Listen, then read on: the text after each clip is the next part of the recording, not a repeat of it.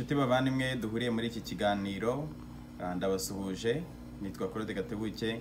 Iki ni cya kiganiro tuganiramo ibitekerezo abanyarwanda bafite ariko batinya kuvuga. Mbere rero yuko dutangira nagira ngo mukande subscribe, mukande no kunzogera kugira ngo mujye mumenya ko ibiganiro byaje, mwiyaboneshe kandi mubisangize n'abandi kugira ngo bamenye ibyo tuganira kuri iyi chaîne. Uyu munsi rero kuri iki cyumweru mbifurije icyumweru cyiza. Ikiganiro nagira ngo ntangirire ku nkuru y'ukuntu kera nkiri umwana mutoya nari umuhereza kuri paruwasi y'Igikondo abazi Kigali. Aho ngaho rero Igikondo nari mu bana bato cyane barabahereza. Ubwo rero ukuntu byagendaga abatoya hari byinshi tutakoraga nko kuvuza inzogera za kiliziya cya kizogera kinini bavuza cyangwa se guhereza mu misa zo mu masaa 4 wenda cyangwa saa 5. Ubundi twebwe badushyiraga mu misa za saa 2 mu gitondo kare kare cyangwa se kuwa gatandatu nimugoroba. Ubwo ariko nyine twaracungaga abakuru bamaze kuhava tukagenda tugatangira noneho zanzogera tugakurura imigozi yo kuzigira imigozi yo kuzivuza. Hakaba n'igihe kubera ukuntu twari batoya icyo kigozi kiguteruye kigagukubita ku rukuta. Noneho twazivuza rero kubera ko twebwe twabaga turimo kuzivuza ku masaha atariyo, padiri akaza arimo gushakisha umuntu uri kuvuza inzogera. Ubwo yakwinjirira mu muryango umwe wa kiliziya tugasohoka twirukanka duca mu wundi muryango. Aho rero icyo nakundiraga ibintu by'abahereza nuko twagiraga inama yo kugira ngo habaga ari kuwa gatandatu muri après-midi, noneho tukagira inama yo kuvuga ngo uyu munsi uyu nguyu azahereza muri iyi, uzahereza muri iyi, role yawe ni iyi, ibintu nk'ibyo. Ariko icyo nabikundiraga cyane nuko nyuma y'inama twakinaga umupira.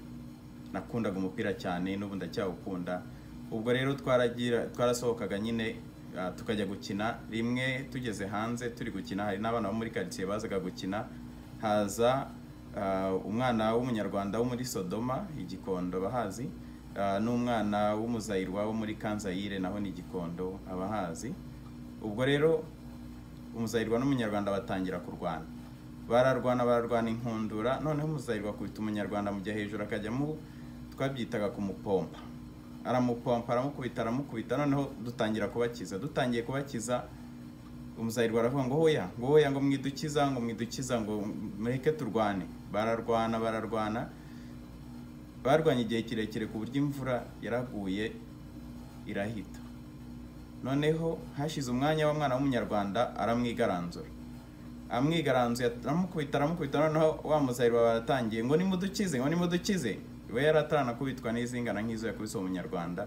Ariko twaravuze tuti none se wowe ko igihe wari uri kumukubita wavuze ngo twe kubakiza, reka tubireke n'ubundi birangire uko byakarangiye. Icyo kora umuzayirwa yaje kumwigaranzura, arahaguruka yirukansa agonga ipoto. Amaze kugonga ipoto undi amwirutse wagira ngo akomeza mukubite, turayihagarika iyo mirwano. Ibyo rero iyo mirwano nkunda kuyibuka iyo mbonye abantu bo muri FPR cyangwa se intore za zindi twita intore hamwe zirirwa zimereye n'aba abantu bavuga ibitagenda neza mu gihugu, zikangisha imbaraga zivuga ko mbese bafite amasasu, bafite amafaranga, bafite ibintu mbese bashobora gukoresha byinshi kugira ngo bacecekeshe abantu. Noneho ugasanga kandi abo babivuga nabo batabyemera, nubwo bwose baba babivuga nkaho ari ibintu koko bifashe ushobora no kugendera ukavuga ngo ni ibintu bizima. Ntabwo nabo baba babyemera, kuko hari benshi bigeraho nabo batangira kugira ibibazo. Ugasanga noneho ubwo barimo kudushaka, bari gushaka babandi bavuga mbese ibitameze neza batabaza ngo tubatabarize. Hari n'igihe usanga wari umaze iminsi arimo kugutuka kuziza gutabariza abandi, ari we noneho uri kuguhamagara ngo mutabare. Icyo kora wenda icyo nabwira cyane intore n'abasirikare ariko baba DMI cyane abantu bakoreshwa ibintu byo guhohotera abantu, kwica abantu, kurigisa abantu cyangwa se kujya mbese kwirirwa batesha umutwe abandi babaziza ko bari kuvuga ibintu kandi ibintu by'ukuri. Haracyari kare, muracyafite umwanya. Ibyiza ahubwo mwatangira mugafatanya n'abandi ibyo bintu byo kwica abantu mu gihugu, ibyo bintu byo kurigisa abantu mu gihugu, ibyo bintu byo gukoresha igitugu n'imbaraga. Mukibuka ko ibyiza ari ugufatanya ababyamagana, namwe mukabyamagana, ibyo bintu bigacika bikavaho, kubera ko mushobora gutinda mukazasanga namwe bibagezeho. Aho kugira ngo rero bibagereho, ibyiza ni ukwirwanya bitari byabageraho, kuko byageze kuri benshi. Abanyarwanda bamaze gupfa, kwicwa, abanyarwanda bamaze kurigiswa ni benshi cyane. Ibyo bintu bigomba guhagarara.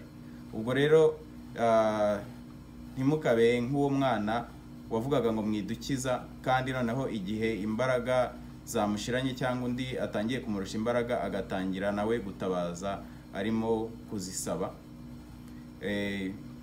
Ubwo rero nyine mwabyumvise ko hakiri kare.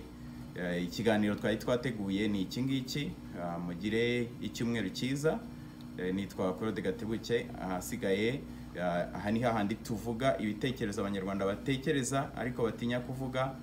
Mukande subscribe, mukande kunzogera, mukande na mupartage, mukande share kugira ngo mubigeze no kubandi. Ngaho rero mwirirwe abafite kumanywa, muramuke abafite nimugoroba.